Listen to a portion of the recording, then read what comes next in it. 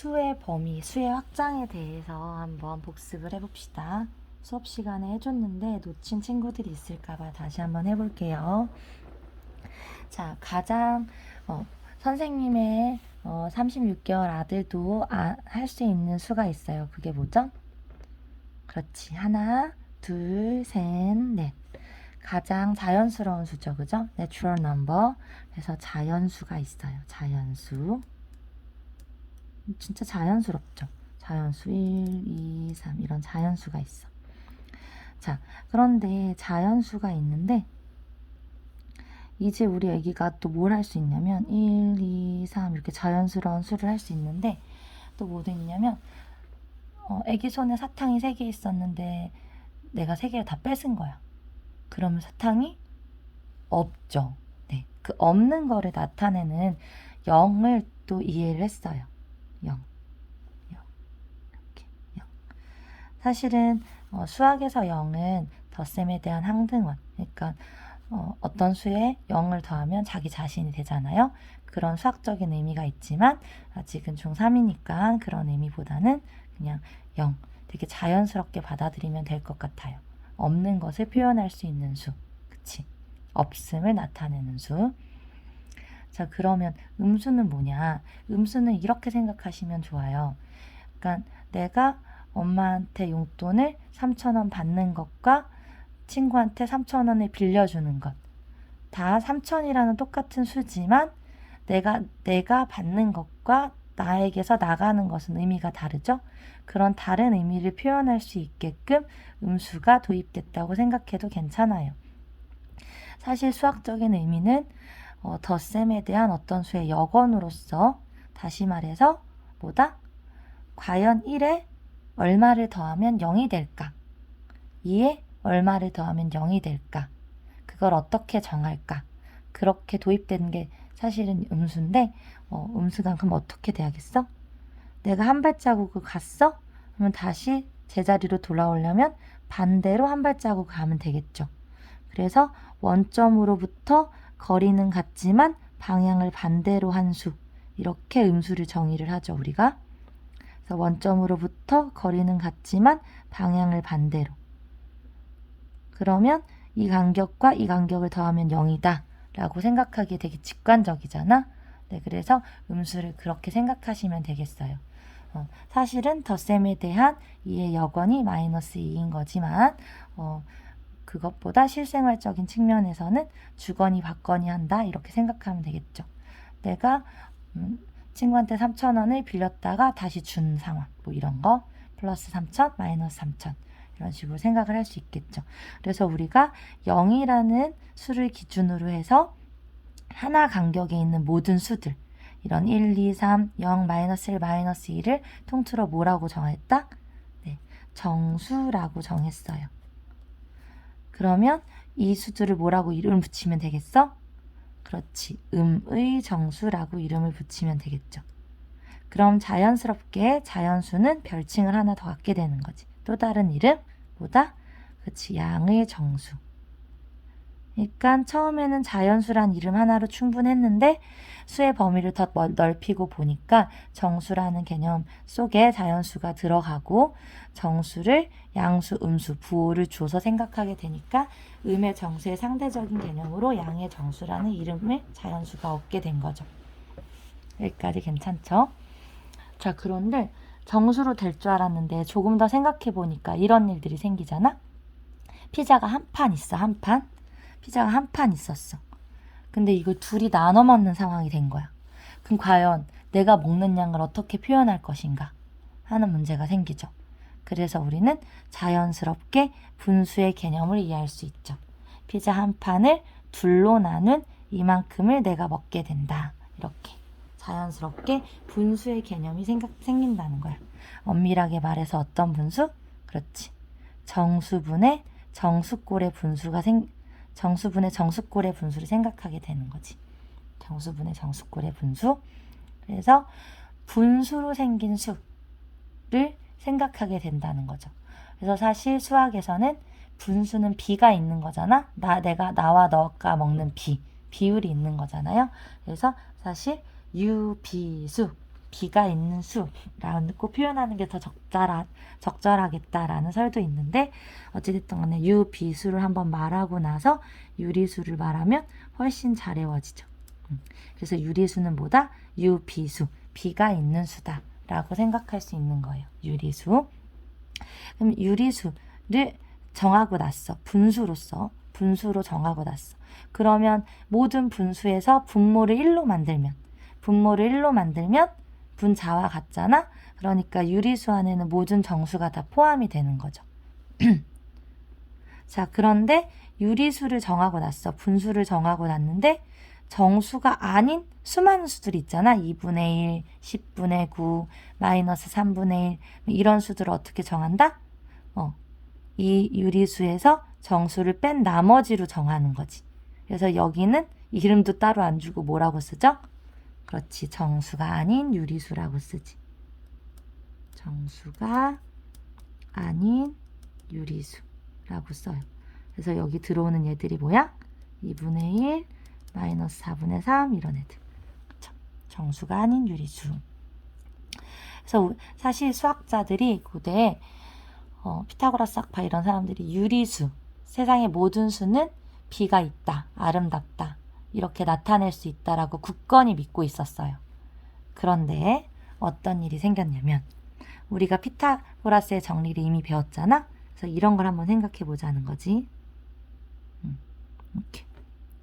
그러면 이 길이가 1이고 높이도 1인 정사각형을 그린 거야, 선생님이. 근데 그러면 여기 요 정사각형의 대각선은 존재하는 길이잖아요. 실제로 존재하는 리얼한 넘버야, 그치? 리얼한 길이라는 거지, 그치?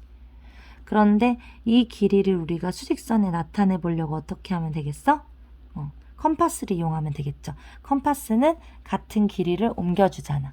그래서 여기다 침을 딱 꽂고 연필인 부분을 돌려서 우리가 돌리면 대충 이렇게 그려지겠지?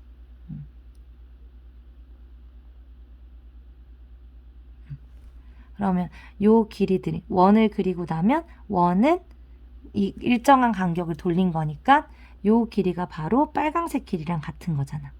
여기까지의 길이가. 그럼 요 길이는 분명 이렇게 수직선 상에도 실제로 표현할 수 있는 어떤 길이란 말이지. 그런데 우리가 이전까지 알고 있었던 유리수로 표현이 안 되더라는 걸 수학자들이 발견하게 된 거죠. 이 길이는 얼마냐면 계산을 해보면 우리가 피타고라스의 정리를 배웠기 때문에 피타고라스의 정리가 뭐예요?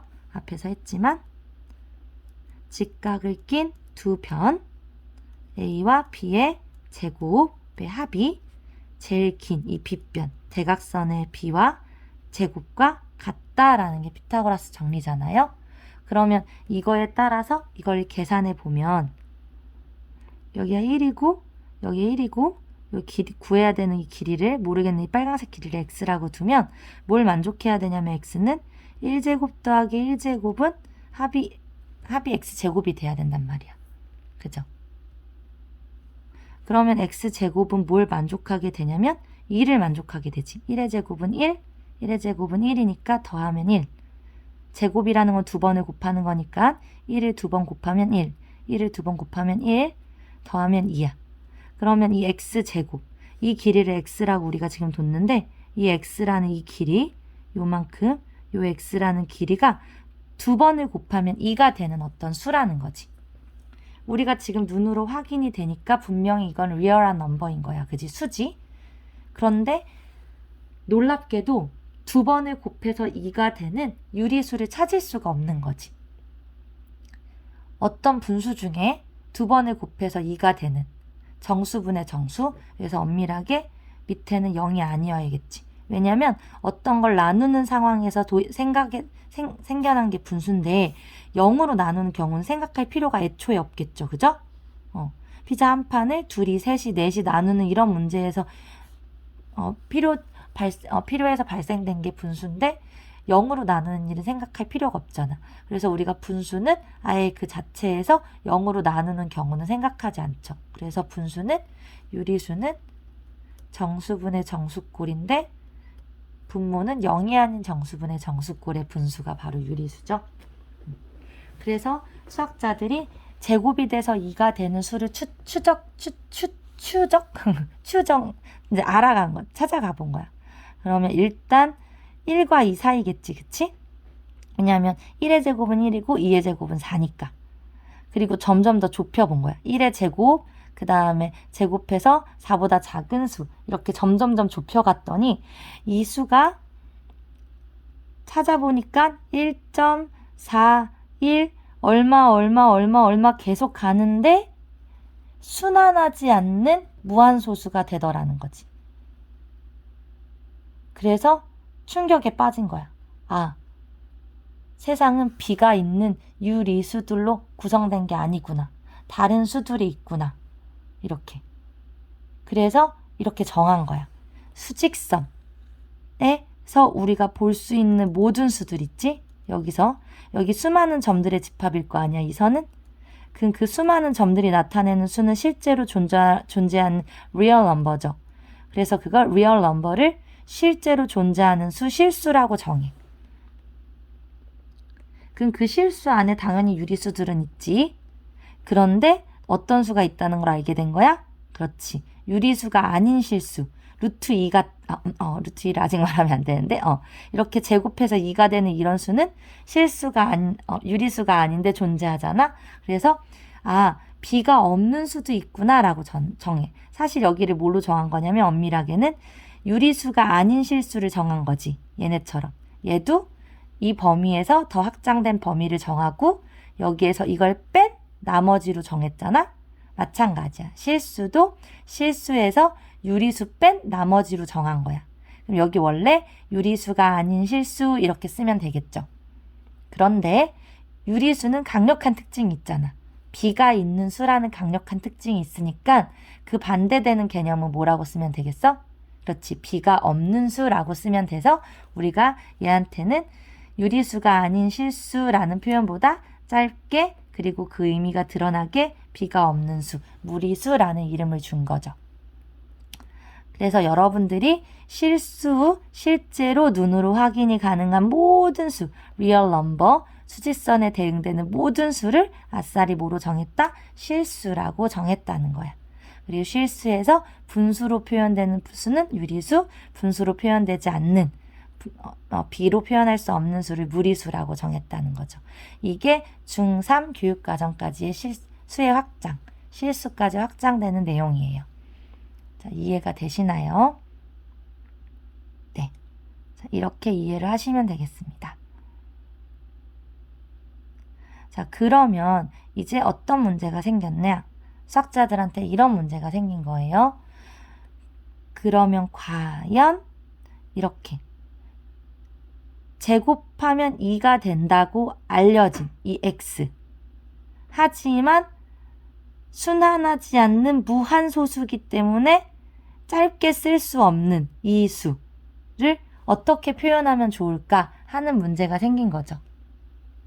그래서 이거를 표현하기 위해 근호라는 기호가 도입이 돼요. 어떻게 도입이 되냐면 그거는 다음 영상에 이어서 말할게요.